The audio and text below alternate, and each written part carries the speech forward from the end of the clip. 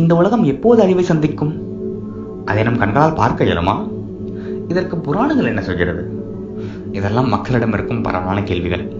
இதற்கு நம் சாஸ்திரங்கள், குறிப்பாக பாகவத புராணமும் விஷ்ணு புராணமும் என்ன சொல்கிறது என்பதை இந்த பதிவில் பார்க்கலாம். இப்பொழுது நாம் இருப்பது 21ஆம் நூற்றாண்டில், கிபி 2020. பண்டைய நூல்களின்படி கலியுகத்தின் முதல் கற்பங்கு.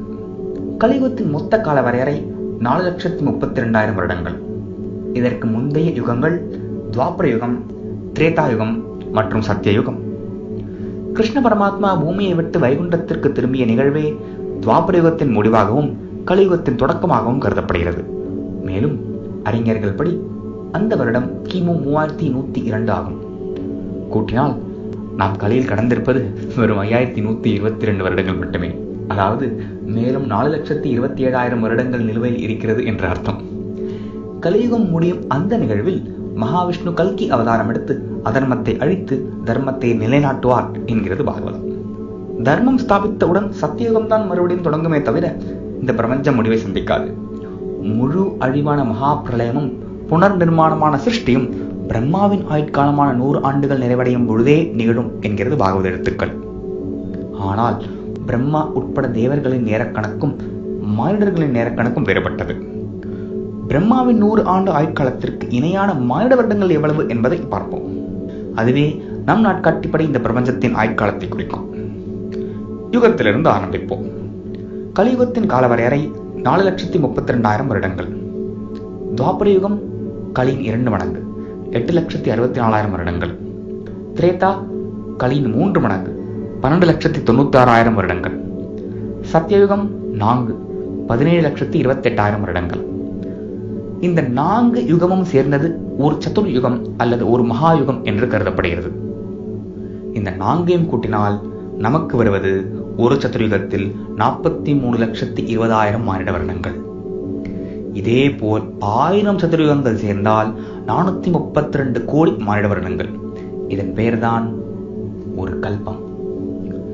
ஆனால் இந்த ஒரு கல்பம் என்ன தெரியுமா? பிரம்மாவின் ஒரு பகல் மட்டுமே. பிரம்மாவின் இரவு மற்றொரு கல்பம். அதாவது அவரது முழு நாள் கணக்கு 2 கல்பம்.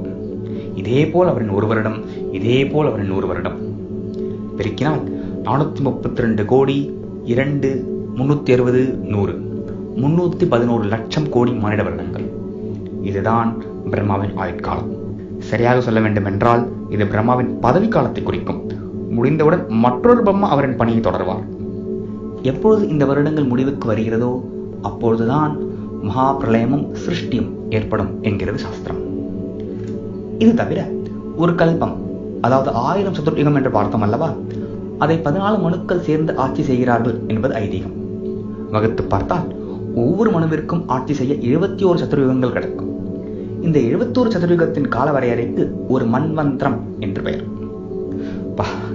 எண்கள் அதிகம் பார்த்து விட்டோம். சரி, 2020 இப்போது எங்கே இருக்கிறோம்? உபநயனமோ அல்லது எந்த சடங்காக இருந்தாலும் அதற்கு சங்கல்பம் எடுக்கும் பொழுது அதன் நேரத்தையும் இடத்தையும் குறிப்பிடும் வழக்கம் உண்டு.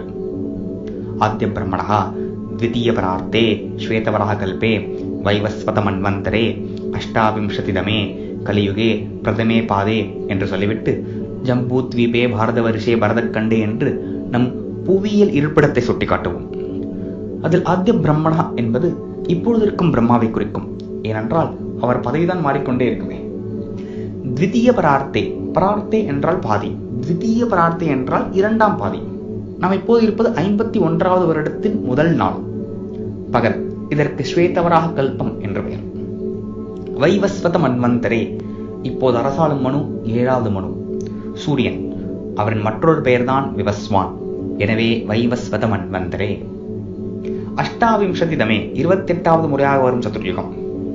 மேலும் கலியுகே பிரதமே பாதே என்பது நாம் இப்போது இருக்கும் கலியுகத்தில் முதல் காற்பங்கை குறிக்கும். இந்த சங்கல்பம் மேலும் தொடர அன்றைய நட்சத்திரம் வரை சொல்லி சங்கல்பம் எடுக்கும் வழக்கம் உண்டு. இதுவே நம் சாஸ்திரங்கள் கூறியிருக்கும் பிரம்மாண்டமான காலச்சக்கரம். இந்த காலச்சக்கரம் சுழல சுழல ஆன்மா என்கிற ஜீவனும் சம்சாரம் என்கிற மற்றொரு சக்கரத்தில் எண்ணற்ற பிறப்புக்கும் இறப்புக்கும் ஆளாகிறது. புனரப்பி ஜனனம் புனரப்பி மரணம் என்று மீண்டும் மீண்டும் பிறந்து அழிந்து வட்டத்தில் சுழல்கிறது.